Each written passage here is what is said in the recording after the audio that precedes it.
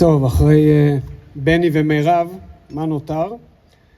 נדבר על מה שרע, ונדבר על מה שטוב ועל מה שצריך לעשות. ולפני זה יש היום, בטח ראיתם בחדשות, 10 הרוגים במג'דל, יהי זכרם ברוך.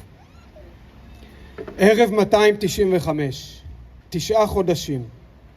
9 חודשים. עוד יום, עוד שבוע, עוד חודש עובר, והם שם. 115 חטופות, חטופים, חיים ומתים, מטלטלים בין ייאוש ותקווה, סומכים עלינו שנציל אותם. ביבי, טסת לחגוג ליאיר יום הולדת במיימי, לחבק אותו?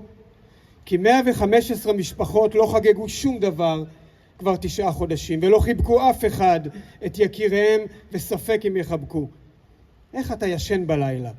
ואנחנו נשוב ונזכיר לך ולא נרפה.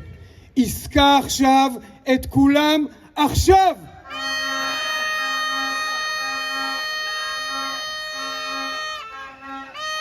ועוד הותר לפרסום, ועוד בחורות ובחורים צעירים שמוסרים נפשם, ועוד מילואימניקים שיוצאים לסבב שלישי של מילואים במלחמה הזאת ללא יעדים, בידיעה שאולי לא ישובו ממנה. ובצפון ובדרום עשרות אלפי פליטים בארצם, 9 חודשים ארוכים. 9 חודשים. ונחשו מה? ב-1 בספטמבר לא תיפתח שנת הלימודים בצפון. וביקום מקביל, ממשלת ההפקר מעודדת את המשך הפטור, ומנגד מגדילה את נטל המילואים על מאות אלפי אחרים, מעריכה את השירות הסדיר ואת המילואים, וצוחקת לכולנו בפרצוף. נותנת לציבור שלם פטור משירות, פטור מדאגה, פטור משכול, פטור מערבות הדדית, ופטור ממצוות ואהבת לרעך כמוך. והשיא, הם יוצאים תכף לחופש הגדול, לנוח, פגרה בזמן מלחמה. זו לא פגרה, זה פגר, מצחין, על הראש של כולנו. בושה!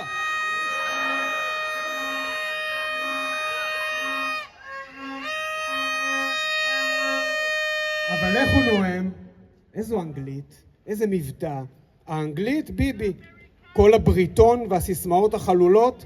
בטח ביבי. אבל התוכן, הידיים, ידי בן גביר וסמוטריץ' אחד לאחד. מלחמה, מלחמה, מלחמה.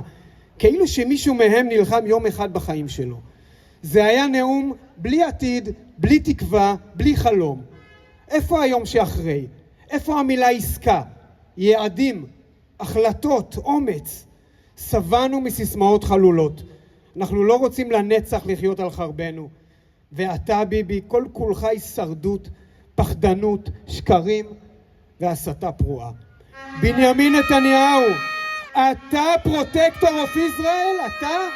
אתה הדיסטרויר אוף ישראל? זו תהיה מורשתך. בושה!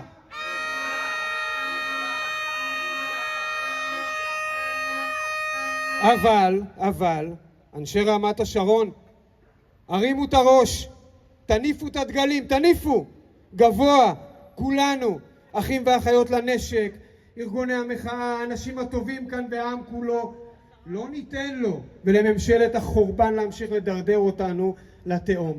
מכונת הרעל משתוללת עלינו, במיוחד בזמן האחרון, כי הם מבינים שזמנם עבר. הם הביאו למחדל הגדול ביותר שהיה כאן, וב-15 שנות שלטונם הם יודעים את זה. יש לכולנו תפקיד היסטורי. אנחנו הפרוטקטורס אוף ישראל, אנחנו התקווה של המדינה הזאת, ואנחנו מחזירים את המקום הזה להיות ראוי לנופלים, לחטופים, למשפחות, לילדינו ולהורינו. אנחנו רואים כוחות אדירים בעם, התנדבות בלתי נגמרת למילואים, לחמ"ל האזרחי, למפונים, לחקלאים, למשפחות החטופים ולמחאה עצמה שהולכת ומתחזקת כל יום, כל שעה. ראשי המשק, ארנון בר דוד, מנכ"לים ובעלי חברות, אומנים, משפיענים צעירים, איפה אתם? אל תהיו שפנים! אל תסתתרו מאחורי עצומות תמיכה עמומות ואמפתיה כלל עולמית. הביעו עמדה, דרשו בחירות, דרשו ועדת חקירה ממלכתית. זה המינימום האולימפי.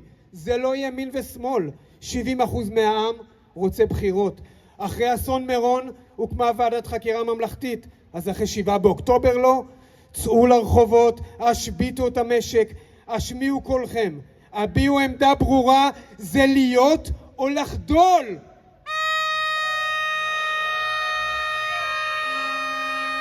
ההיסטוריה תשפוט אתכם, אנחנו נשפוט אתכם. שקט זה רפש. ועדת חקירה ממלכתית עכשיו, בחירות עכשיו.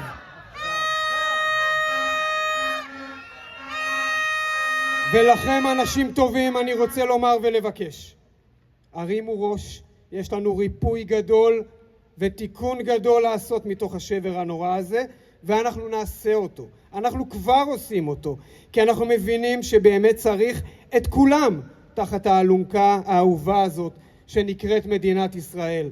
בשירות הציבורי, בהתנדבות, בצבא, בהסברה, בהנהגה, בערבות ההדדית ובסולידריות. צאו כולם לרחובות, הביאו איתכם עוד ועוד ועוד אנשים שטרם חזרו לרחובות. תעבדו בזה, הסבירו להם שזוהי התקווה, שזהו צו השעה.